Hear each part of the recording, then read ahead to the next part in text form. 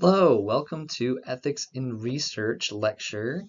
For this lecture, we're going to be zooming in a lot more on the philosophy of protecting the people we're doing research on. In any kind of field where you're doing research with human participants, we need to make sure that we take every step possible to protect those people. And a little bit of that comes from trial and error in our history, especially in the field of psychology, where we got off to a really bumpy start.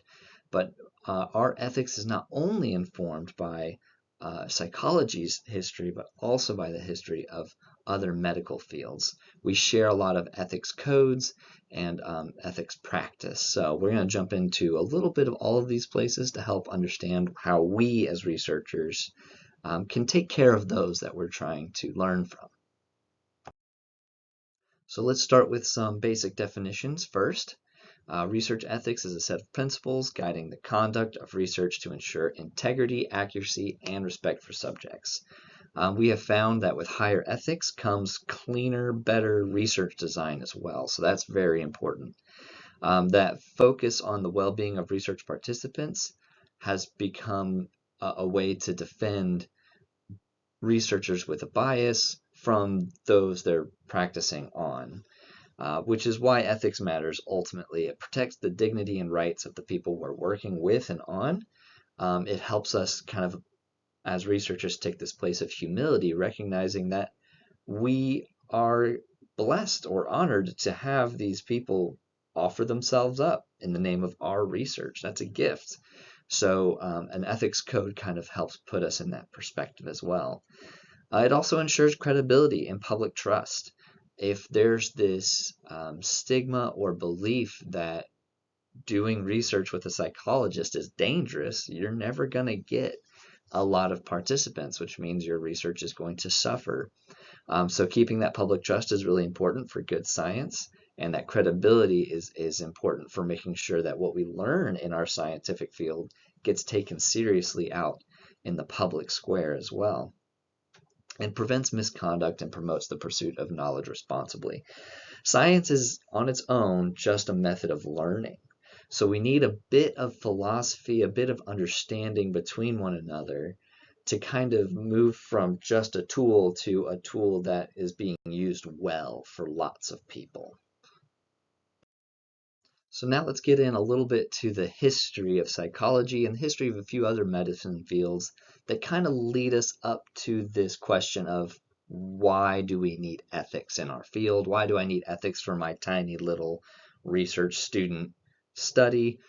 It's a good place to understand where we came from so that we know why we are working so hard on ethics today. And right off the bat, it's pretty easy to talk about like things like insane asylums, right? A lot of people have heard that term or used that term even, and not really understood that insane asylum used to mean something warm and like a protection. I mean, asylum means very literally a safe haven. Imagine you're a person who has a brother, sister, spouse, a child who is showing a really intense need for psychological medical care. They just can't really control themselves, or they need a lot of work and effort or input to get them through the day. And we don't really understand it because we don't have modern medicine to tell us a lot about it. So there's this incredible burden on the person taking care of, the caretaker of this patient. There's not a lot of research out there on how to do better, and there's not a lot of support because there's so much stigma around being someone with a mental incapacity or a disability or something like that. So if you can take the shoes of someone who used to be a caretaker, you love this person, and yet you're surrounded by people who start to hate you because you care for this person, or maybe you feel like you have to hide them away from society to protect them, and that creates a whole bunch of weirdness too. And one day you get a pamphlet in the mail that says insane asylum. Insane is now an insult, but it used to mean people who aren't capable of taking care of themselves, and here's a safe haven for them. Of course we would be very tempted to send someone there, not really understanding that there was a lot of research going on at those insane asylums that was done without a lot of ethical code, without a lot of practice in place to protect those that were sent to them. So not knowing what you were sending that loved one into, you might have sent them into a place where there were very few ethics or there was very few protections, and you have all these trained people with authoritative presence saying, I'll help take care of them. You don't have to worry about it anymore. But that's not what we saw in insane asylums. Insane asylums were a place rife with random experimentation, random harm, just for the sake of learning more about the psychology of all of us. And there are other examples too, not just in insane asylums, but I tend to categorize them in two different places. One is just obviously harm for harm's sake, right? Some research was done almost as an attack. Not all problematic research was done that way, though. There are some research that I have a different category for, where even though it was done pretty harshly and things didn't go well, you can see the good intent behind it. So we're going to zoom in on two of those examples real quick. One from the some obviously harm category, and one from the, well, there was good intent. Let's see what we can learn from this category. The first study we're going to look at actually was called the Tuskegee Syphilis Study of 1932. It didn't actually have a date when it started because it started with this intent to be only a 6-month study, very small. But, as things progressed and as time has moved on, we call it 1932-1972, 40 years.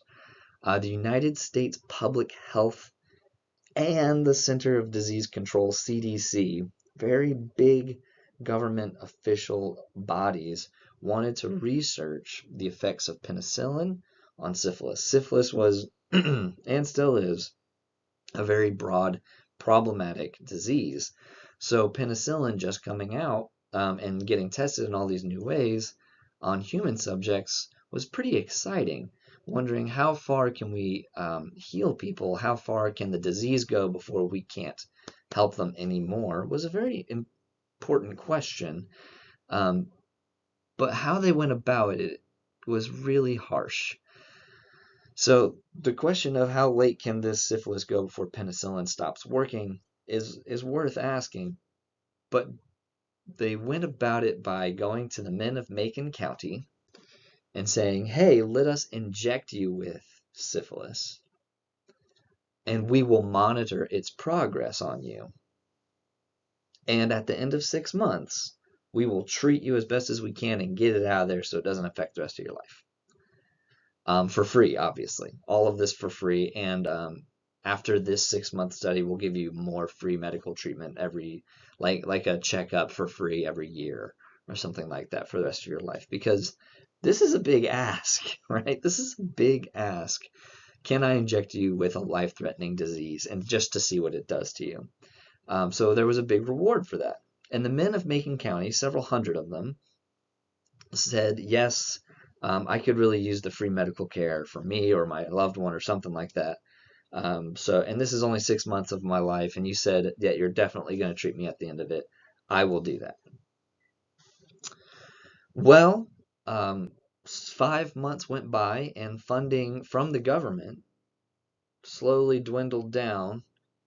So there was no penicillin available for the doctors to actually treat the syphilis that they had injected into these men.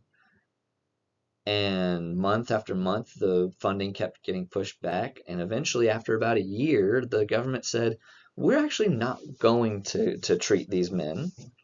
We just want to see how long syphilis can go, period. And we will do autopsies on the men after they have died, of either age or syphilis, see what happens first, and learn from their bodies that way, learn from what they from them that way. So now we've almost given up entirely on the effects of penicillin. And wouldn't you know it, the men of Macon County that were recruited were all of them, black, African Americans. who were targeted by the federal government and then almost very intentionally left out to diseased to die. It's a horrible mark on our history. And it wasn't very like it wasn't very well known, right?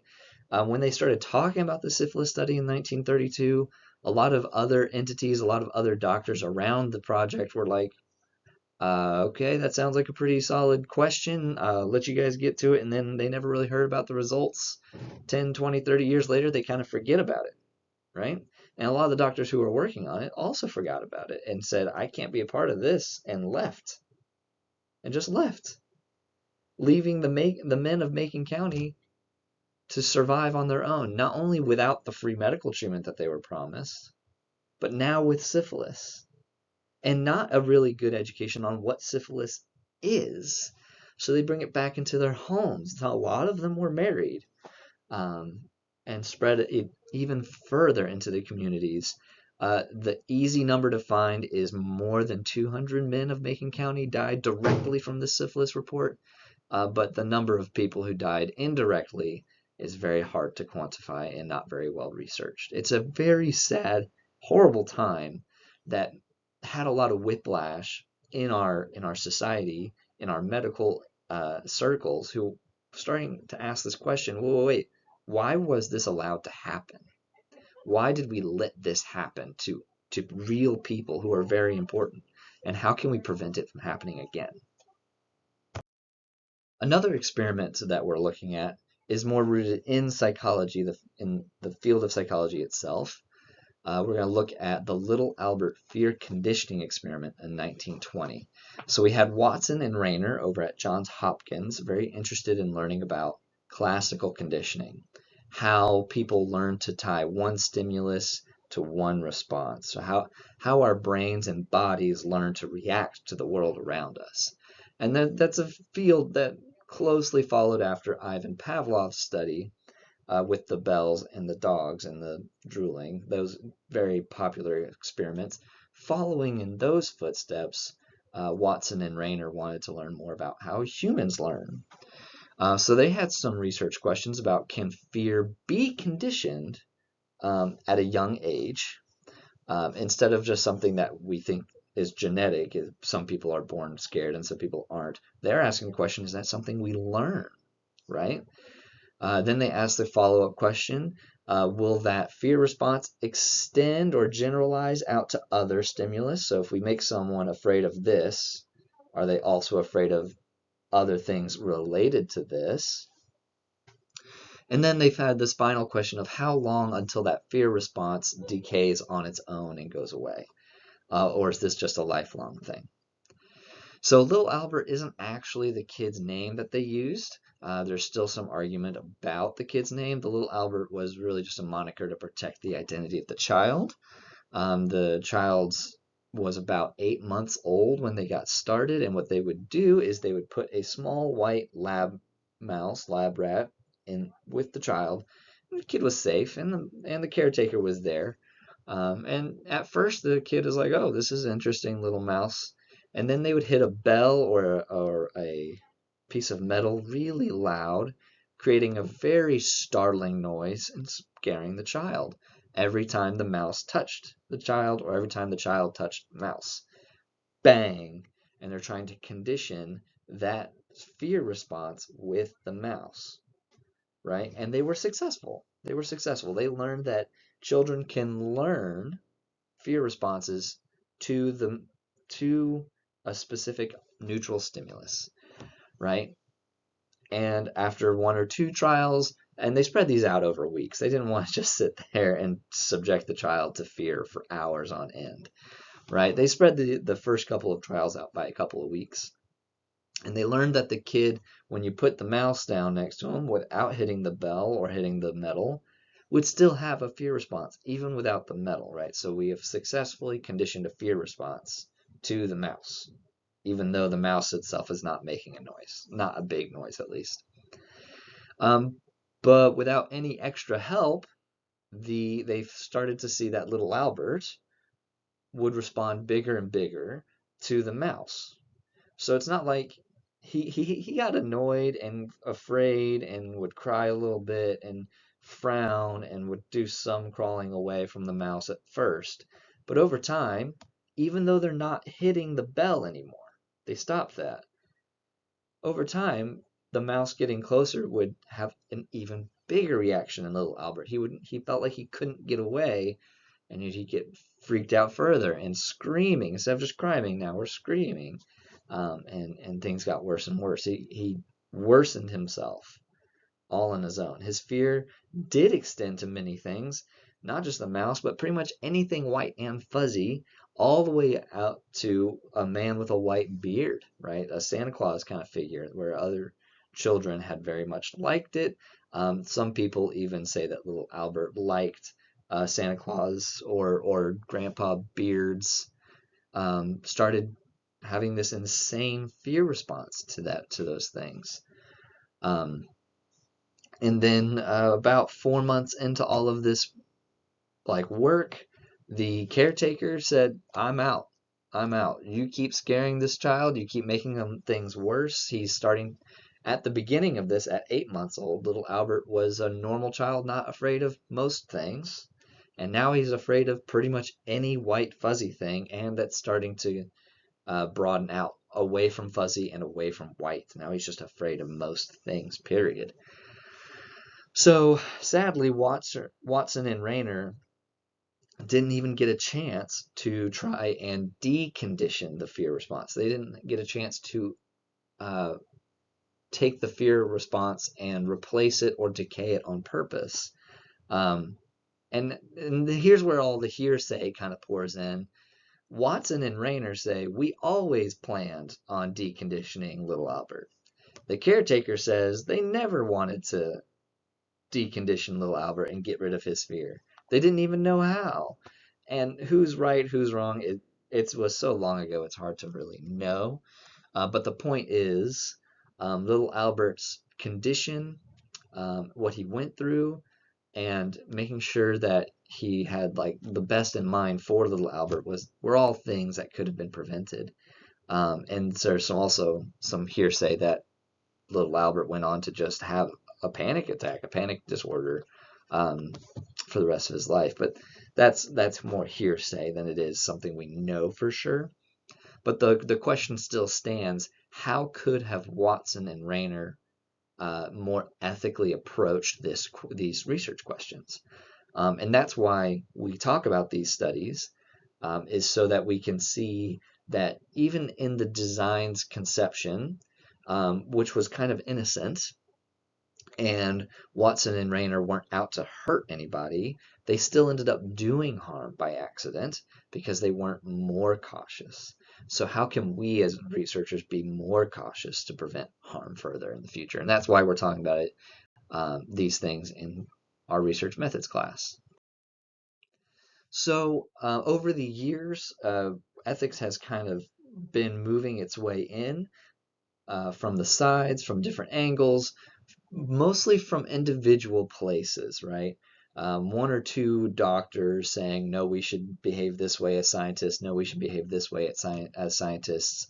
But it wasn't until we get to some of these major movements in our history that we have more standardized ethics across many places, and those ethics standards having some authority behind them and not just some individual philosophies behind them. For a long time, a lot of ethics was based on the idea of the common man knows the common good. And that was more of just a societal assumption in lots of places. But as time passed and research on humans continued and continued to go poorly, we started realizing, no, we need to set up some form of standardized ethics across the whole board for all of us that we all adhere to and is protecting as many people as possible. Which leads us to these four major movements that you can see on this list: Nuremberg Code, Helsinki Declaration, the Belmont Report, and the Common Rule. We'll talk through each of those really quickly. So let's start with the Nuremberg Codes. Good ethics tends to come out of dark places in history, and the Nuremberg Code is no exception. So the Nuremberg Codes come out of World War II. Nazi Germany. Nazi Germany was committing lots of atrocities in World War II and before, both in the name of science, in the name of racial purity, whatever that means, as well as a few other horrible things. But it wasn't just the politics, but it was also the doctors, the medical professionals who were conducting unethical research on, we're not even calling them participants, we're just calling them victims of mostly racial discrimination, but a whole bunch of other things as well. So after World War II, there was a series of trials, the Nuremberg trials, where um, different doctors, different soldiers, and generals were put on trial for what they did during the wars. And the Nuremberg Code mostly came out of those trials circling around doctors. Um, they found that many doctors had done research purely to cut open someone that they found impure. There was a lot of castration studies done on people who were racially impure or had weak genes.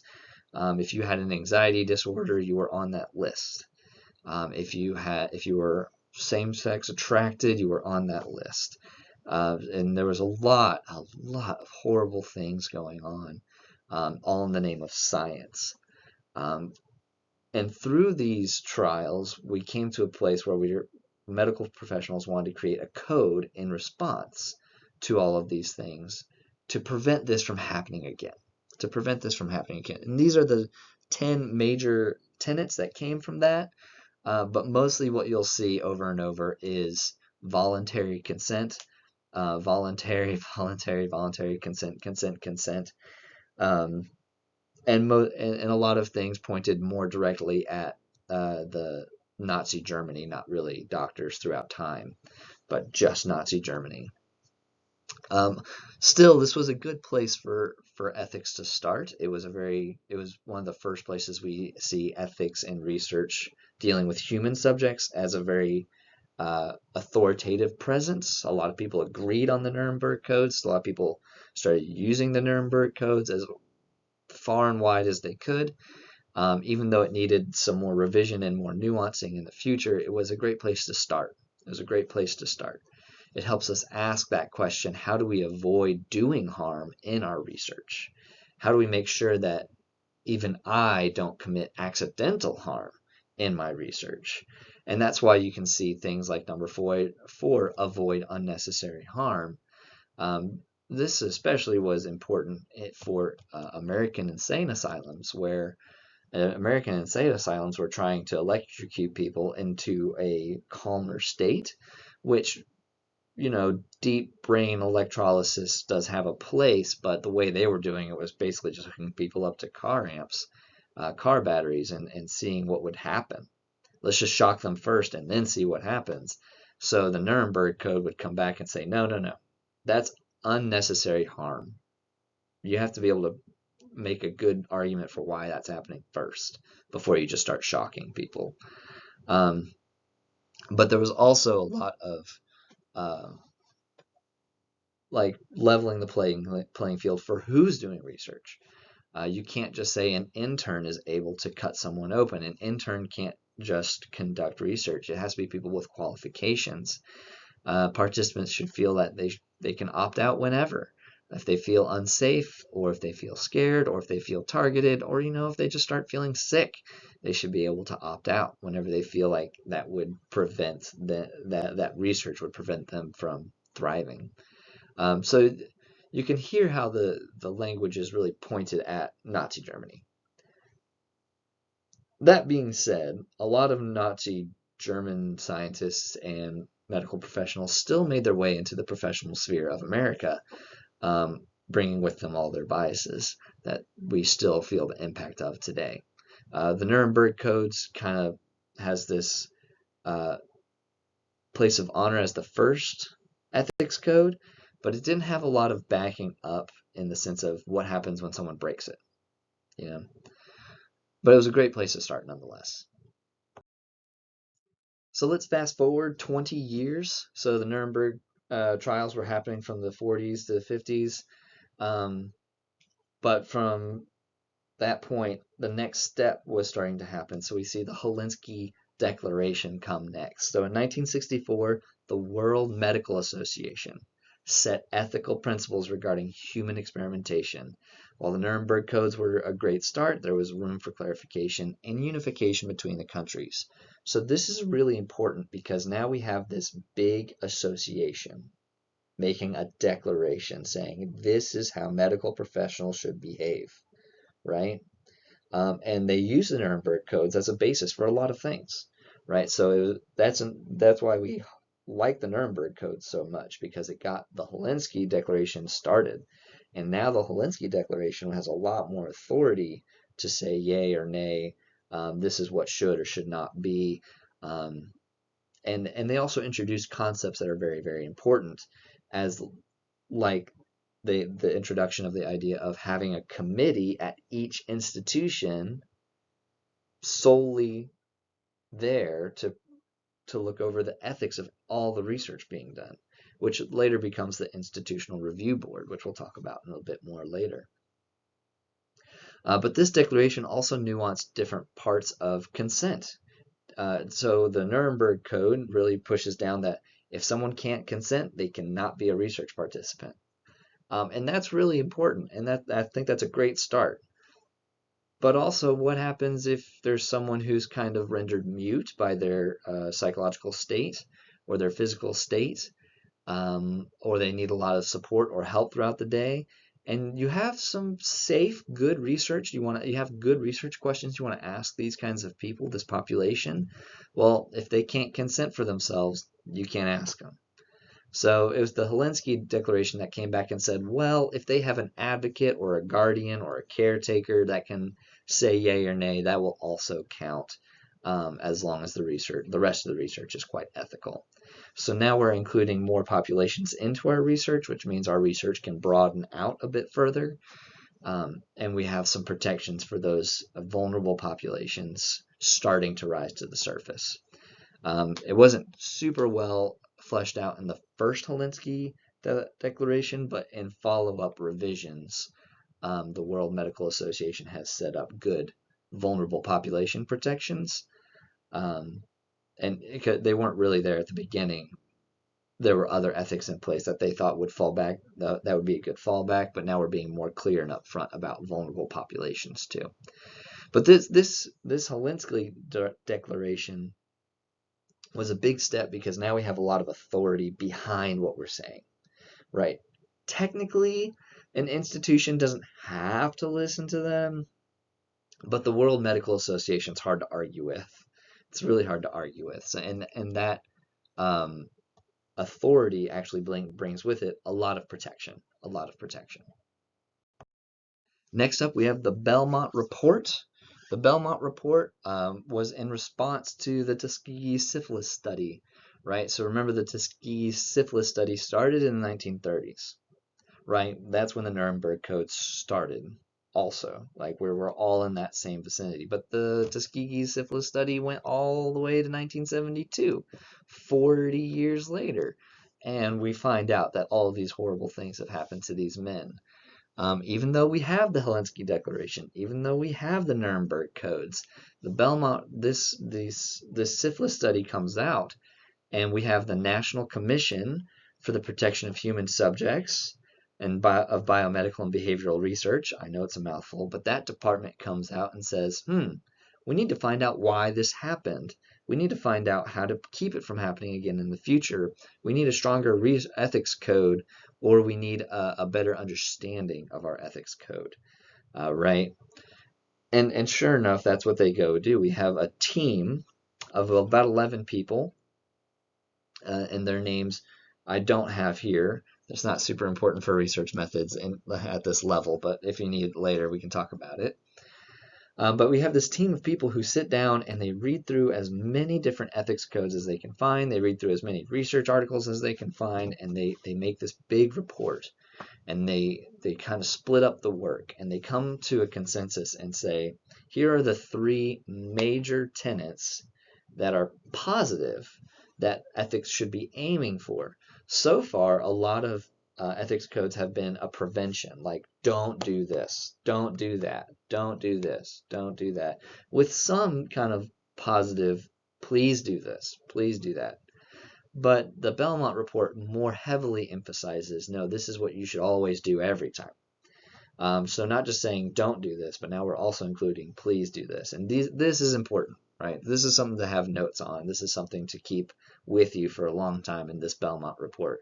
The respect for persons, beneficence, and justice. Respect for persons, beneficence, and justice. So what is respect for persons? Well, that's where we see the informed consent. That's where we see the voluntary participation. But it's not just informed consent, right? Because believe it or not, the Tuskegee syphilis study had informed consent. They told those men of Macon County exactly what they were going to do, right? But it wasn't enough, because then they didn't keep telling them what was going on. Those doctors just disappeared over time. So now we have this full disclosure emphasis. Every time there's an update that the participants need to know about, they need to know about it. If funding gets pulled, you got to tell the men of Macon County that funding got pulled. If you can't give them penicillin, they need penicillin, you need to tell the men of Macon County that they need penicillin and need to go get it. Even if you're not going to be the one to go to tell them. They need full disclosure. So that respect for persons comes up in a big way. Beneficence. Beneficence is interesting because obviously it starts with do no harm.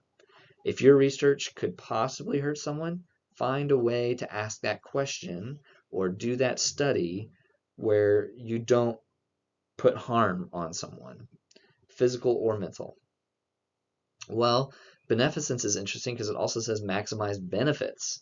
For example, if I miraculously found or conducted this study that I have a pill that helps stage 2 and stage 1 cancer disappear entirely, and stage 3 cancer, it's a lot more effective than chemo, I have a really strong, good pill, right?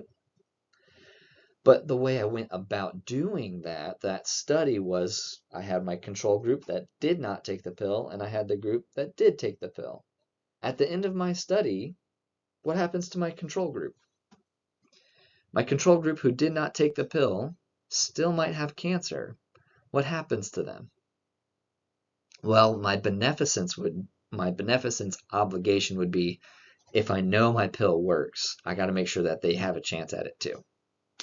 Right? That's one example of maximizing benefits. If I know that something about what I'm researching helps people, I got to make sure that everyone gets that, or is used, that good doing, that benefit is given as largely as I can to as many people in my research as possible. And that beneficence has that second section, that maximizing benefits, that's really important. And then finally, justice. Justice. Fair distribution of costs and benefits to all participants equally. If the participants have to do something unpleasant, all the participants have to do something unpleasant. If some of the participants get something good out of the deal, all the participants have to get something good out of the deal. It's a little bit like beneficence, but this one's making sure that it's every group and not just making sure everyone gets the best that they can get. It's that every group gets treated equally as well. So the last one we're going to look at is the Common Rule. Started in 1991, but has had revision since then. The Common Rule is the federal policy that standardizes ethical practices across federal agencies, right? It was heavily influenced. It's largely informed by the Belmont Report and the Helsinki Declaration, but this is a big deal because it's a federal policy, right? This is a big agency with a lot of authority holding this rule, this standard of ethics. It's a big deal. It looks very similar to the Helsinki Declaration in that it has a lot of emphasis on informed consent, and now there's mandatory IRBs, right? There's mandatory institutional review boards, which means there's mandatory ethics committees looking over all the research. And then, much like the Belmont Report, there's standard ethical codes that when applied to more and more agencies, creates a broader, stronger protection for research participants, right? Imagine being someone who likes to participate in research, and you go to a different state, and now you don't feel nearly as safe because of how people treat you. You might give up on being a research participant altogether. Uh, in the Helsinki Declaration and the Belmont Report, as great as they are, they didn't have as a lot of influence in every different nook and cranny of the United States like we want. So this common rule, being a federal policy, really pushes a lot of standard care, standard protection for research participants, and that's a big deal. That's a big deal. So that's why the common rule is such a big step forward in ethics for research.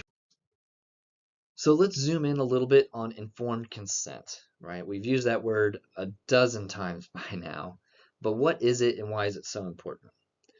Well, whenever you do research with a participant, with a human, informed consent says they need to know everything before they can say, yes, I consent to your study. If they don't know everything before they consent to your study, then it's not really consent. If they say, yes, I consent to taking this pill, this sugar pill or this headache pill, and then halfway through the study, they're also getting blood drawn for a completely different thing that they don't know what's going on with that, um, they didn't consent to that second part. So it's not informed consent, and therefore it's not really strong consent at all. So informed consent is got a lot to do with full disclosure about everything you want to do with this person, right? With their body, with their mind. They should know everything that it is that you're trying to seek with this research, right? And a major part of full disclosure is participant comprehension.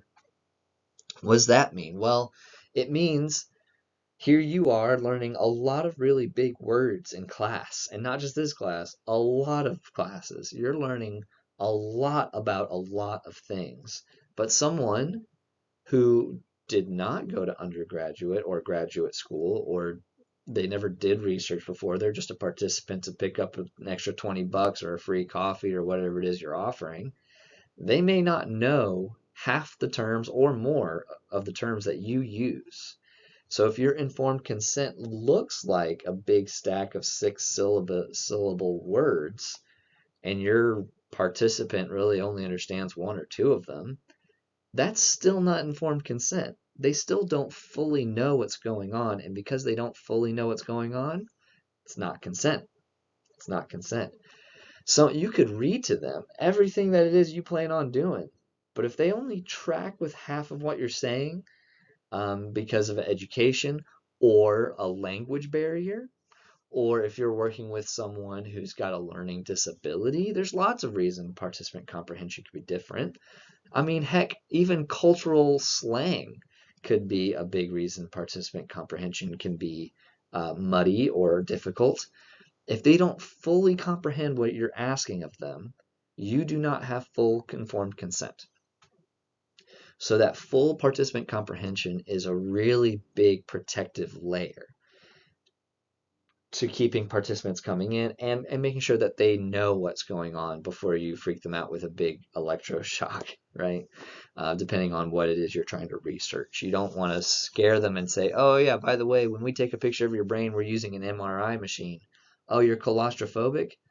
Why didn't you say so before? I don't know what an MRI machine is. So that participant comprehension is a really big part of disclosure. And then informed consent, another big part of that is voluntariness. Um, what this kind of means is the ability to say, yes, I want to do this. The ability to say, I understand it, not only understand everything, but I continually, throughout the whole project, want to continue to be a volunteer here.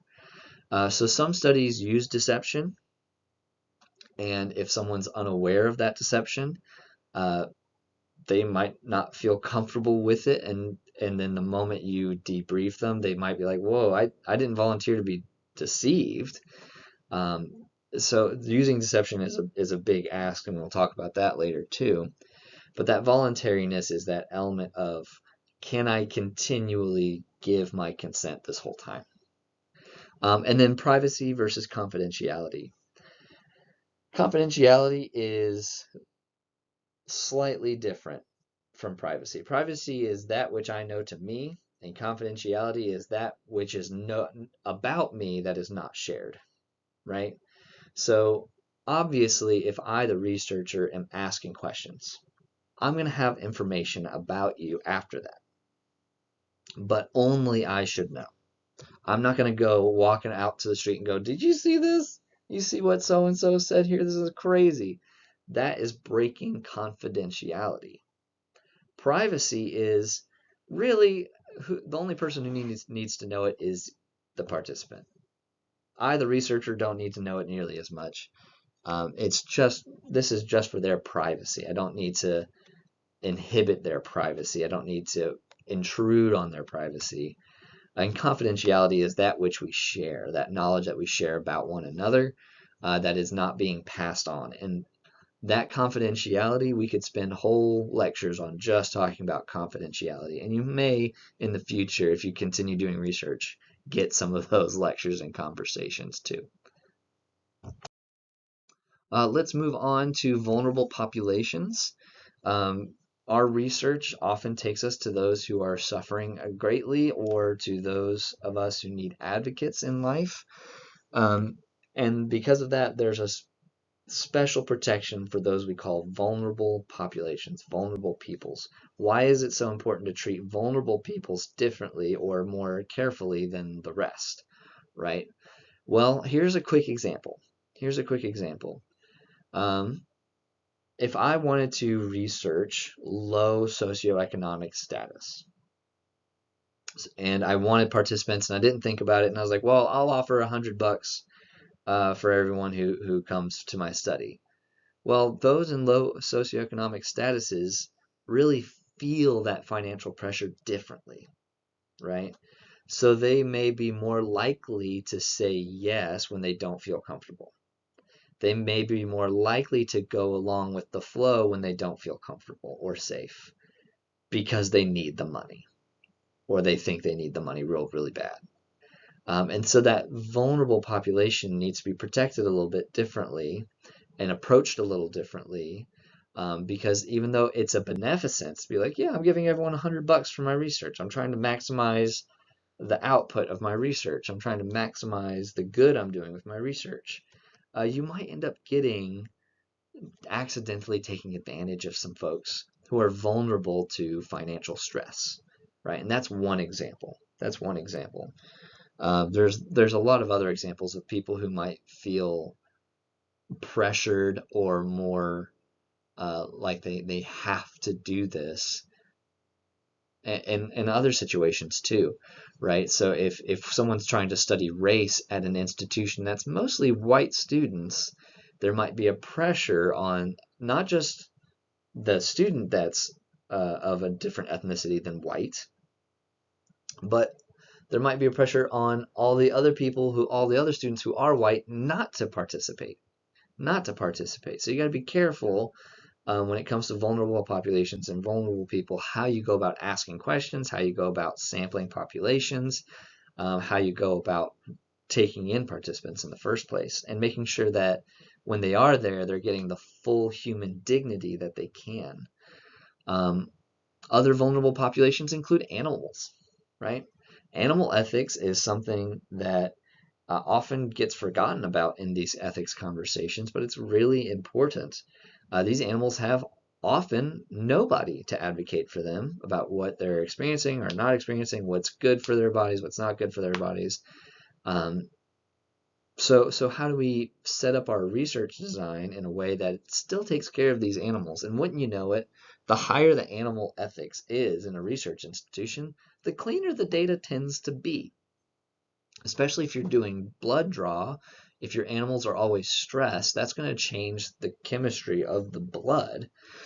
So you need to find ways to treat your animals that don't stress them out, that make sure that they have some beneficence too. You don't want a dog in the kennel 24 hours a day and expect and get kind of freaked out about, like, why are we seeing all these adrenaline hormones in the blood, it might be because they're stressed that they're stuck in a kennel all day. So we got to make sure we talk about animal protections as well in our research. Even if we're not doing human studies, animals still require some ethical treatment. It's that we find that this ethical code, if we hold this ethical standard, we as researchers actually turn into advocates for our participants. And they may not have that advocate, they may not have that voice in other places of their life, but in our research, we can protect them, not just from the outside world. Well, that's too big of an ask. But we can protect them in our sphere and represent them in our data very fairly, and that is important. Our last topic for today is research misconduct, right? So if you're doing research, of course, we're going to talk about the ethics of dealing with human participants, animal participants. How do your research design well that it supports beneficence for as many people as possible, justice for as many people and animals as possible? But there's something that happens when all the research is done too. Publication. Here is a list of lots of ways people have in the past and continue to publish or fabricate or just outright lie on their research. And I'll let you read over these slides later, and I'm not going to go through each and every one of these independently. But I did want to talk about why would someone feel the pressure or the desire or the temptation to lie or cheat or steal or in some other way try to worm their way ahead at the cost of other researchers, right? We researchers don't just owe ethics to our participants. We owe ethics to one another as researchers. I, as a researcher, owe my kindness, owe my beneficence and justice to my fellow researcher as well. So why would someone leave that behind? Well, there's a couple of reasons, and I'll be quite frank with you. Imagine you're a professor and you're on track to be tenured. You're not tenured yet. You're not super stable in your job yet. Things aren't solidified, but you're on your way, and then your supervisor or some higher up comes in and says, hey, you need to publish this year because that's our requirement. You got to publish. Well, what if no journals are taking your research questions? What if you're having a hard time getting a journal to respond to you? What do you do to keep your job? Right? That's a lot of pressure. Or what if your research lab has its funding threatened? Hey, you guys have to produce 3 articles from this lab sometime this year.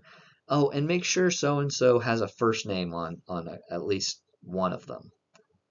Well, that might change how you feel about being honest. Well, they're not doing the work to be a first name publication, but maybe I do it anyway so I can keep the funding for the lab going, and so on and so forth. So there can be a lot of pressure on researchers to falsify, fabricate, plagiarize even. Honestly, most of it that I have seen comes from places of feeling scarcity, feeling pressured from external sources, or just outright forgetting. Most plagiarism that I've seen happens when people just forget to cite something. And you'd be shocked how often the forgetting to cite something happens, even at professional levels. So you as a student might hear cite your sources over and over again, but that's only because we still see that problem as professionals at every level. So the more you practice it here, please take that to heart. Keep practicing your plagiarism, your anti-plagiarism. Don't practice your plagiarism. Practice your anti-plagiarism, your citing sources, because that's one of the biggest reasons we see plagiarism. It's just simply forgetting. I hope this was a helpful lecture for you guys. I hope this was a good start into ethics. I hope this helps you kind of frame your research question in a new way, where you start asking questions like, okay, I have my research question, but how can I make my research question benefit as many people as I can? Or how do I make sure that my research question doesn't hurt anyone while I'm asking this question? And I'm excited to see what comes of it. Take care, everybody.